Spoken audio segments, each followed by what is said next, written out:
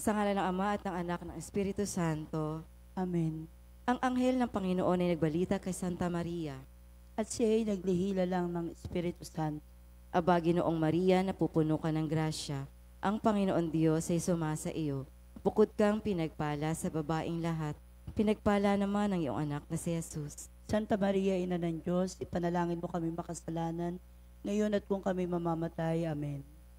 Narito ang alipin ng Panginoon. Maganap nawa sa akin ayon sa wika mo. Aba, Ginoong Maria, napupuno ka ng grasya. Ang Panginoon Diyos ay sumasa iyo. Bukod kang pinagpala sa babaing lahat. Pinagpala naman ang iyong anak na si Jesus. Santa Maria, Ina ng Diyos, ipanalangin mo kaming makasalanan, ngayon at kung kami mamamatay. Amen. At ang Berbo ay nagkatawang tao. At nakipanayam sa atin. Aba, Ginoong Maria, napupuno ka ng grasya. Ang Panginoon Diyos ay sumasa iyo. Bukod kang pinagpala sa babaing lahat. Pinagpala naman ang iyong anak na si Jesus. Santa Maria, Ina ng Diyos, ipanalangin mo kaming makasalanan, ngayon at kung kami mamamatay. Amen. Ipanalangin mo kami, O Santang Ina ng Diyos. Nang kami maging dapat makinabang sa mga pangako ni Kristo. Manalangin tayo. Panginoon namin Diyos, kasihan mo nawa ang aming mga kaluluwa sa iyong mahal na grasya at yayamang dahilan sa pamamalita ng anghel ay nakilala namin ang pagkakatawang tao ni Jesucristong anak mo, pakundangan sa mahal na pasakit niya sa krus. Papakinabangin mo kami ng kanyang pagkabuhay na mag-uli sa kadakilaan sa langit sa pamamagitan ni Jesucristong aming Panginoon. Amen. Luwalhati sa Ama at sa Anak at sa Espiritu Santo. Kapara nung unang-una, ngayon at magpakailanman, magpasawalang hanggan. Amen. Luwalhati sa Ama, sa Anak at sa Espiritu Santo. Kapara nung unang-una, ngayon at magpakailanman, magpasawalang hanggan. Amen. Luwalhati sa Ama, sa Anak at sa Espiritu Santo. Kapara nung unang-una, ngayon at magpakailanman, magpasawalang hanggan. Sa ngalan ng Ama at ng Anak at ng Espiritu Santo. Amen.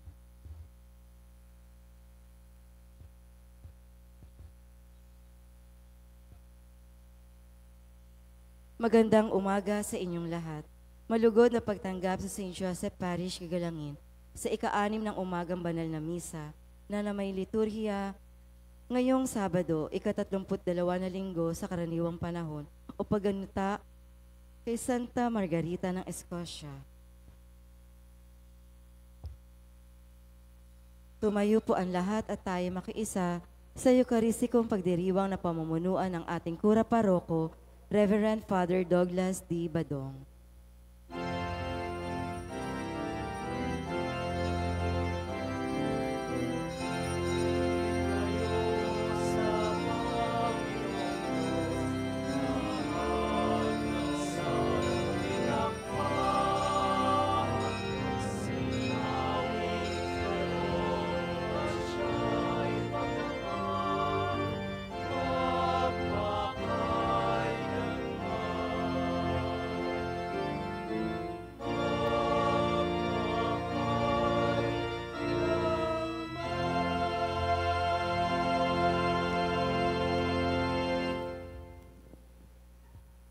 Sa ngalan ng Ama at ng Anak at ng Espiritu Santo. Amen.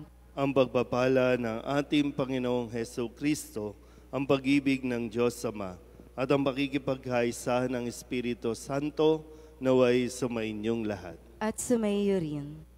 Mga kapatid, aminin natin ang ating mga kasalanan upang tayo'y maging marapat gumanap sa banal na pagdiriwang. Inaamin ko sa makapangyarihang Diyos at sa inyo mga kapatid na lubha ako nagkasala sa isip, sa salita at sa gawa at sa aking pagkukulang. Kaya isinasamo ko sa mahal na Birhen Maria, sa lahat ng mga anghel at mga banal, at sa inyo mga kapatid, na ako'y panalangin sa Panginoong ating Diyos. Kawaan tayo ng makapangyarihang Diyos, patawarin tayo sa ating mga kasalanan at patnubayan tayo sa buhay na walang hanggan. Amen. Panginoon, kaawaan mo kami. Panginoon, kaawaan mo kami. Kristo, kaawaan mo kami. Kristo, kaawaan mo kami. Panginoon, kaawaan mo kami. Panginoon, kaawaan mo kami. Manalangin tayo. Ama naming makapangyarihan, patawarin mo ang aming mga utang sapagkat kami hindi makababayad ng lubusan. Kaya't makaligtas sawa kaming tanan, pakundangan sa pagdalangin ng mahal na Birheng Ina ng Diyos para sa aming kabutihan. Sa pamamagitan ni Jesucristo, kasama ng Espiritu Santo, magpasawalang hanggan. Amen.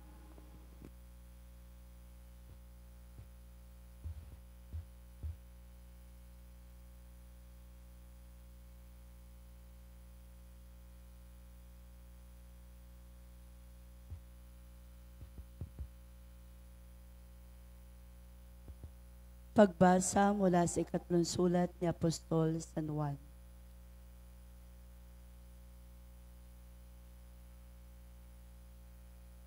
Mahal kong kaibigang Gayo, ang iyong paglilingkod sa mga kapatid, dahil sa hindi mo kilala, ay nagpatunay na tapat ka. Nagpatotoo sila sa simbahan rin tungkol sa iyong pag-ibig.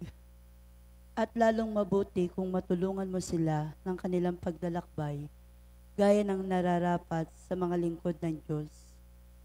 Sapagkat humayo sila sa ngalan ni Kristo at hindi tumatanggap ng anumang tulong sa mga di kumikilala sa Diyos, dapat natin silang tangkilikin upang tayo'y makatulong sa pagpapalaganap ng katotohanan. Ang salita ng Diyos. Salamat sa Diyos. Mapalad siya na may takot sa Diyos na magandang loob. Mapalad siya na may takot sa Diyos na magandang loob. Mapalad ang tao na may takot sa Diyos. Siyang sumusunod ng buong alindog. Ang kanyang lipi magiging dakila, pati ang mga angkan ay pinagpapala.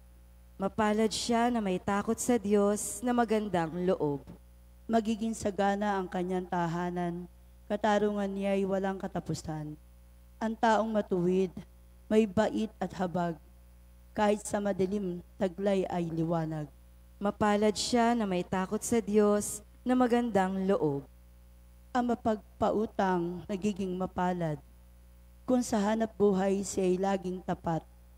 Hindi mabibigo ang taong matuwid, di malilimutan kahit isang saglit. Mapalad siya na may takot sa Diyos na magandang loob.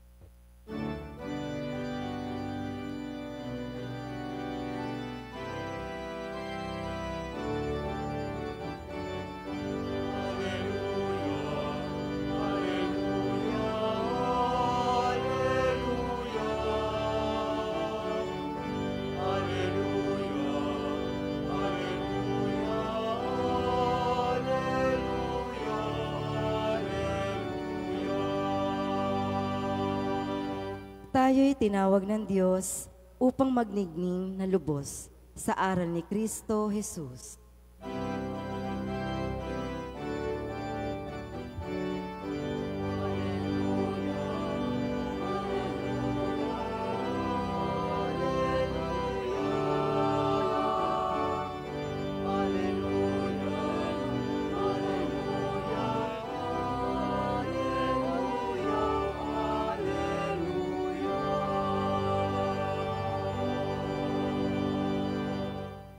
Sumainyo ang Panginoon. At sumaiyo rin. Ang mabuting balita ng Panginoon ayon kay San Lucas. Papuri sa iyo, Panginoon. Noong panahong iyon, isinaysay ni Jesus sa kanyang mga alagad ang isang talinghaga upang ituro sa kanila na dapat silang manalangin lagi at huwag manghinawa. Sa isang lungsod, wika niya, may isang hukom na hindi natatakot sa Diyos at walang taong iginagalang. Sa lungsod ding iyon ay may isang babaeng balo na punta ng punta sa hukom at humihingi ng katarungan. Tinanggihan siya ng hukom sa loob ng ilang panahon. Ngunit nang malaunan ay nasabi nito sa sarili, "Bagamat hindi ako natatakot sa Diyos ni gumagalang kanino man, igagawad ko na ang katarungang hinihingi ng babaeng ito sapagkat lagi niya akong ginagambala. Baka pa ako mainis sa kapaparito niya. At sinabi ng Panginoon, narinig ninyo ang sinabi ng masamang hukom. Hindi ipagkakait ng Diyos ang katarungan sa kanyang mga hinirang na dumaraing sa kanya araw-gabi, bagamat tila nagtatagal iyon. Sinasabi ko sa inyo, agad niyang igagawad sa kanila ang katarungan. Ngunit pagdating ng anak ng tao sa daigdig na ito, may makikita kaya siyang mga taong nananalig sa kanya? Ang mabuting balita ng Panginoon. Pinupuri ka namin, Panginoong Hesukristo. Isang magandang umaga po sa inyong lahat.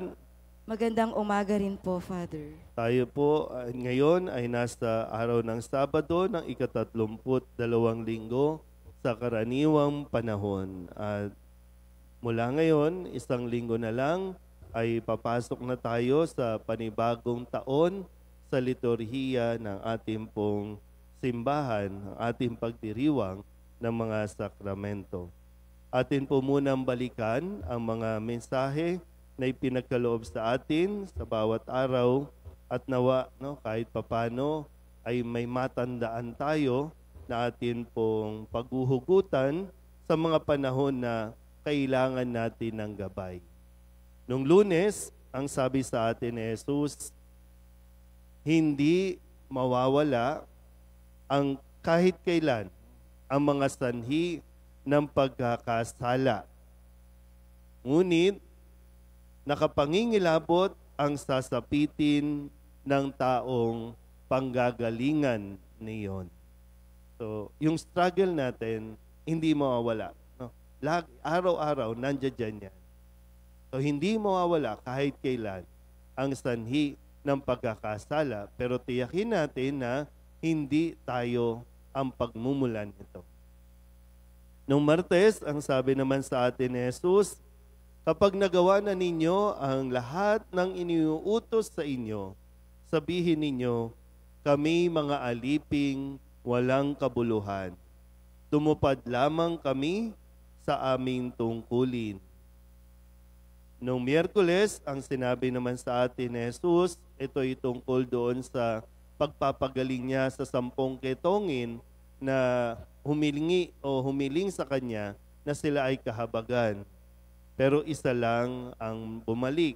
Kaya sabi niya, hindi ba 10 ang gumaling? Bakit isa lang o nasaan ang 9?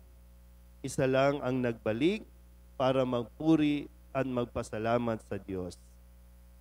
Noong Huwebes, ang sabi naman sa atin, darating ang panahong hahangarin ninyong makita ang isa sa mga araw ng anak ng tao, ngunit hindi ninyo makikita iyon. Kahapon, Biyernes, ang sabi sa atin, ang sinumang magsikap na iligtas ang kanyang buhay ay siyang mawawalan nito. Ngunit ang sinumang mawala ng kanyang buhay ay siyang makapagdiligtas nito. At ngayon, ang sinasabi sa atin ni Jesus, kung paanong gumamit siya ng isang talinghaga para ipaunawa sa mga tao na hindi tayo dapat mawalan ng pag-asa, hindi tayo dapat panghinaan. Ang sinasabi sa atin ngayon, hindi ipagkakait ng Diyos ang katarungan sa kanyang mga hinirang na dumaraing sa kanya araw-gabi, bagamat tila nagtatagal iyon. Maganda po na mapaalalahanan tayo na hindi pwedeng agad-agad. Sa mga magulang, kayo po mas makakaunawa nito na hindi agad na pag humingi ang anak ninyo, bigay agad. Kailangan muna nating matutong maghintay, yung patience natin. Kailangan din munang mapagnilayan natin kung ito bang ating hinihingi ay gusto lang natin, ito ba talaga ay kailangan natin. Kailangan mayroong ganong proseso din. Pero sabi nga ni Jesus, huwag ka lang tumigil. Kasi kung talagang gusto mo, magpupursige ka. Kung talagang ito ay nararapat, ibibigay sa iyo ng Diyos.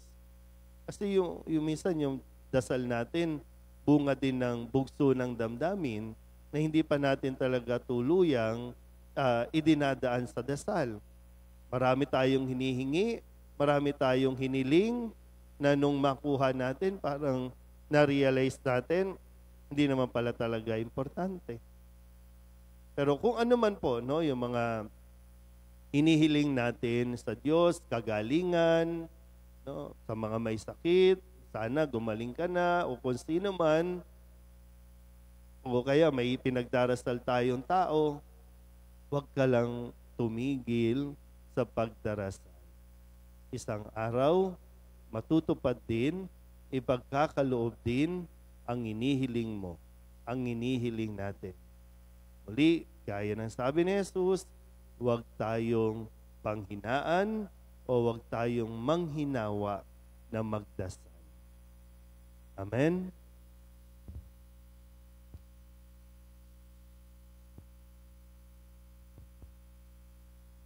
Manalangin tayo ng walang humpay at huwag mawala ng pag-asa sapagkat ibibigay ng Diyos ang katarungan sa kanyang mga hinirang na tumatawag sa kanya sa araw at gabi. Pinalalakas ang ating loob ng katuroang ito ang ating Panginoon. Lumapit tayo sa Ama, dala ang ating mga kahilingan. Ang ating pong itutugon, Panginoon, dinggin mo ang aming panalangin. Panginoon, dinggin mo ang aming panalangin.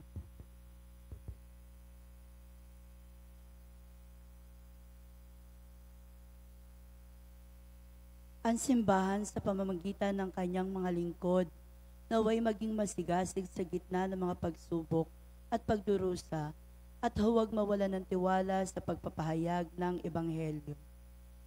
Manalangin tayo sa Panginoon. Panginoon, dinggin mo ang aming panalangin.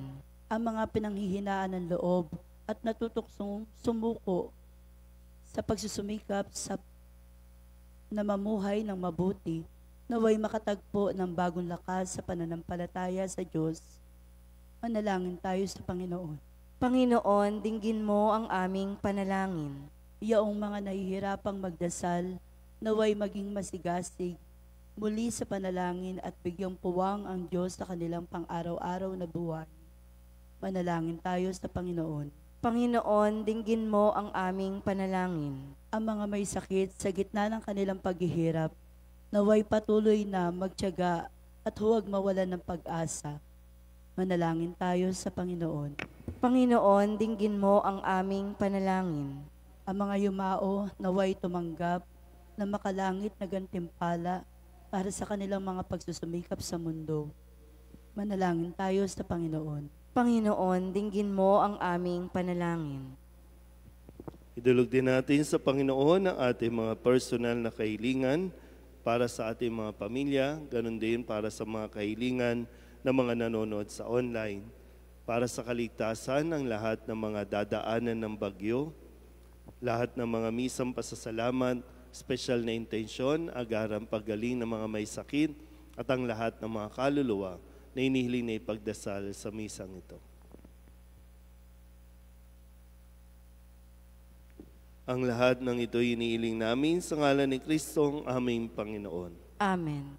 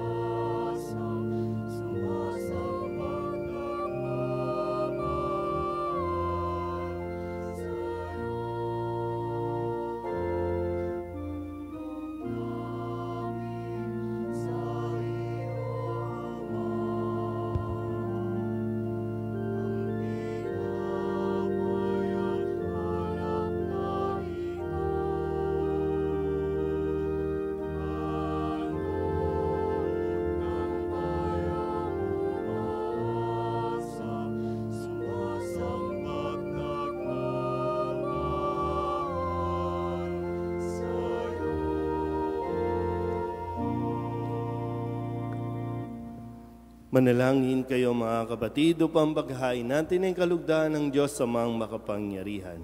Tanggapin nawa ng Panginoon itong paghahain sa iyong mga kamay, sa kapurihan niya at karangalan sa ating kapakinabangan at sa buong sambayanan niyang banal.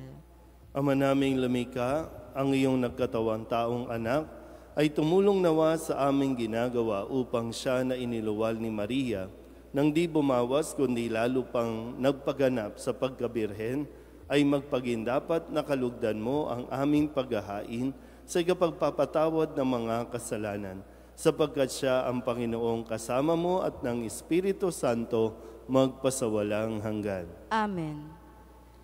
Sumainyo ang Panginoon. At sumaiyo rin. Itaas sa Diyos ang inyong puso at diwa. Itinaas na namin sa Panginoon. Pasalamatan natin ang Panginoong ating Diyos. Marapat na siya ay pasalamatan. Ama naming makapangyarihan, tunay ngang marapat na ikaw ay aming pasalamatan. Bukod mong pinapalang maging ina ni Jesucristo, ang mahal na birheng nagpupuri at nagagalak sa iyo. Ikaw ang gumawa ng tanang dakilang bagay, ikaw ang lumilingap sa lahat kailanman. Nilingap mo ang mahal na birhen bilang iyong abang alipin na iyong binigyan ng tungkuling kumalinga sa anak mong manunubos namin. Kaya kaysa ng mga anghel na nagsisiawid ng papuri sa iyo na walang humpay sa kalangitan, kami nagbubunyi sa iyong kadakilaan.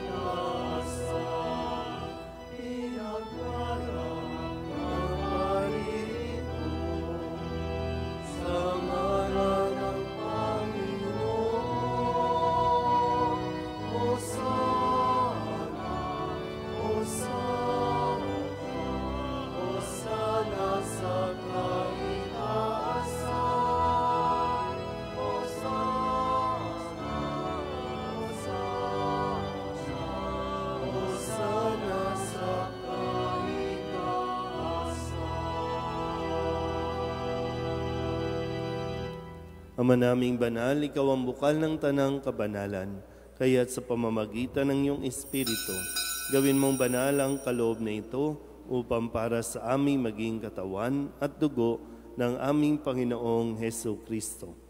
Bago niya pinagtiis ang kusang loob na maging handog, inawakan niya ang tinapay, pinasalamatan kaniya, pinaghati-hati niya iyon, iniabot sa kanyang mga alagad at sinabi, tanggapin ninyong lahat ito at kanin, ito ang aking katawan na ihahandog para sa inyo.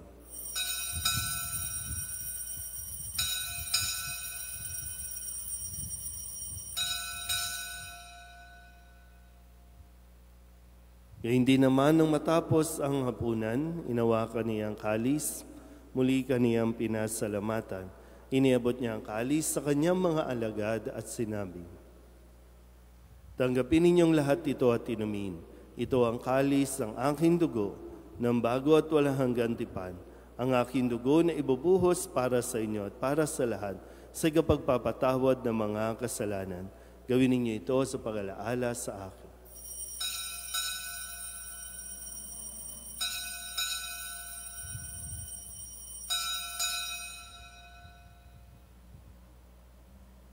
Ipagbunyi natin ang misteryo ng pananampalataya.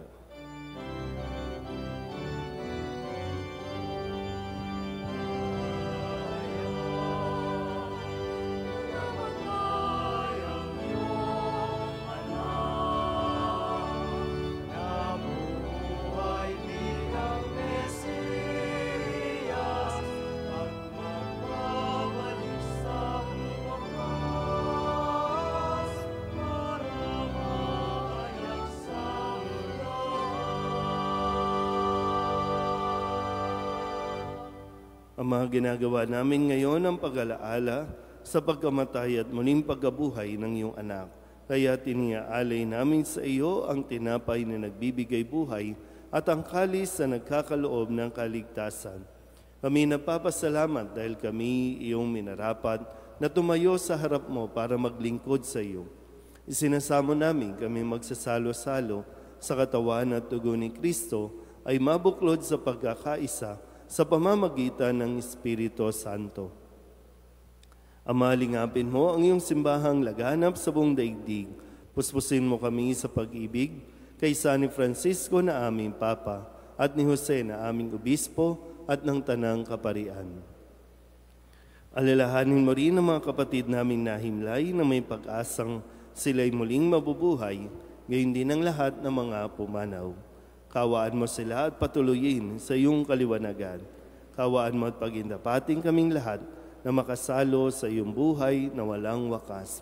Kaysa ng mahal na Birhen Maria na Ina ng Diyos, ng kabiyak ng puso niyang si San Jose, kaysa ng mga apostol at ng lahat ng mga banal na namuhay dito sa daigdig ng kalugod-lugod sa iyo, may pagdiwang nawa namin ang pagpupuri sa ikararangal mo sa pamamagitan ng iyong anak na aming Panginoong Heso Kristo. Sa pamamagitan ni Kristo, kasama niya sa Kanya, ang lahat ng parangal at papuri ay sa iyo, Diyos Amang makapangyarihan, kasama ng Espiritu Santo, magpasawalang hanggan.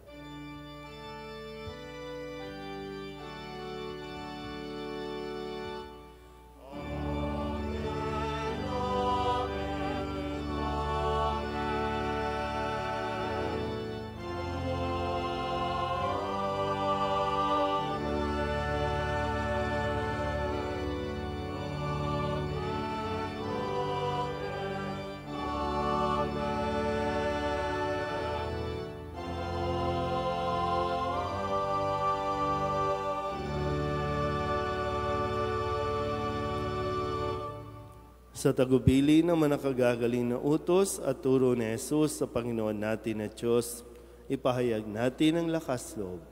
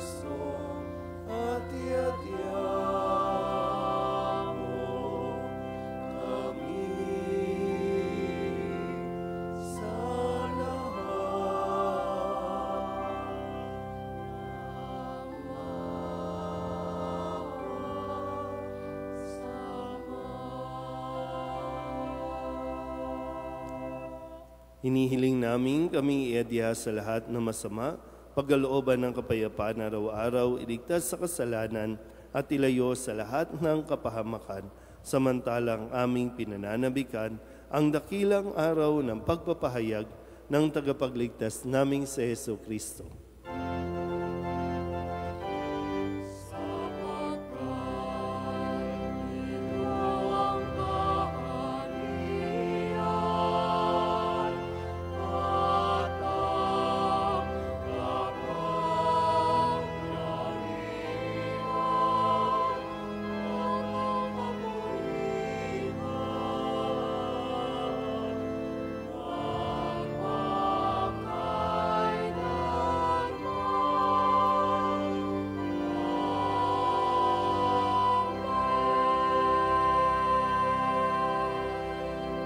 Panginoong Hesus Kristo, sinabi mo sa iyong mga apostol, kapayapaan ang iniiwan ko sa inyo, ang aking kapayapaan ang binibigay ko sa inyo. Tunghayan mo ang aming pananampalataya at huwag ang aming mga pagkakasala. Pagkalooban mo kami ng kapayapaan at pagkakaisa ayon sa iyong kalooban, kasama ng Espiritu Santo, magpasawalang hanggan. Amen. Ang kapayapaan ng Panginoon ay laging sumainyo. At sumaiyo rin. Magbigayan po tayo ng kapayapaan sa isa't isa.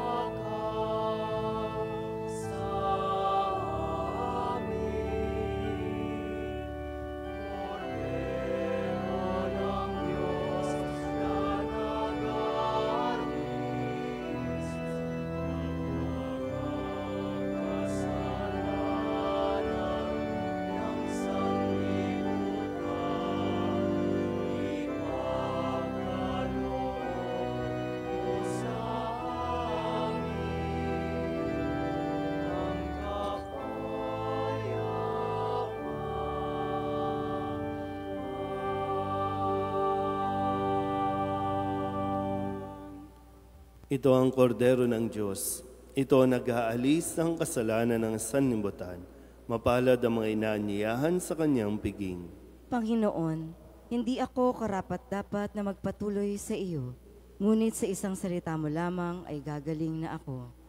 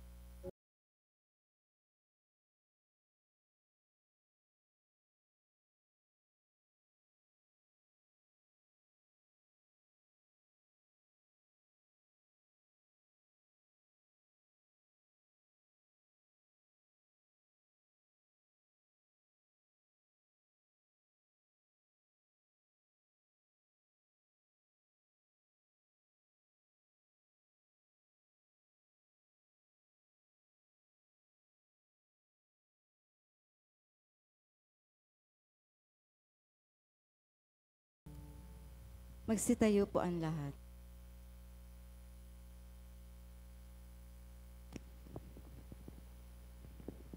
Manalangin tayo.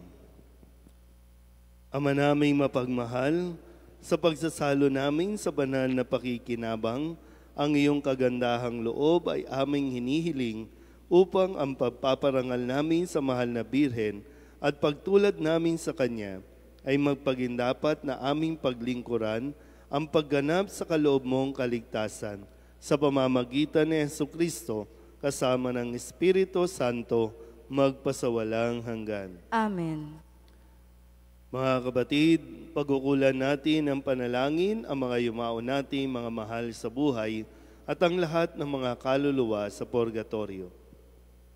Mga anghel, mga banal, tanang nasa kalangitan, halikayo at samahan. Ang mga giliw naming pumanaw sa piling ng poong mahal. Si Kristo ang mag-aakay sa kandungan ni Abraham upang doon ay humimlay. Ang mga giliw naming pumanaw sa piling ng poong mahal. Sa ilaw na walang hanggan, kapayapaan naway pagkamiti ng may kapal. Ang mga gilo naming pumanaw sa piling ng poong mahal. Aming Ama naming mapagmahal, inihabilin namin sa iyo ang aming mga kapatid na pumanaw sa buhay na ito.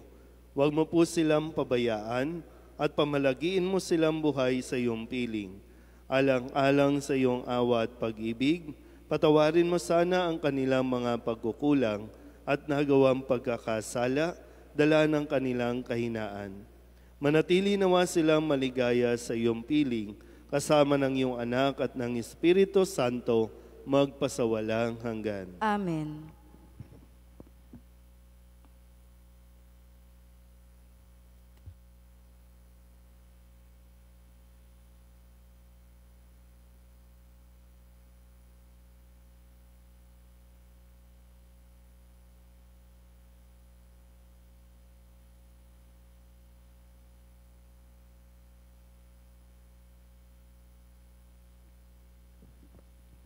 Kapayapaan kailanman ang igawad ng may kapal sa mga yumaong ating mahal. Sila nawa ay silayan ng ilaw na walang hanggan. Sumainyo ang Panginoon. At sumaiyo rin. At pagpalain kayo ng makapangyarihang Diyos, Ama at Anak, at Espiritu Santo. Amen. Tapos sa ang banal na misa, humayo tayo sa kapayapaan ni Kristo. Salamat sa Diyos. Magandang umaga po.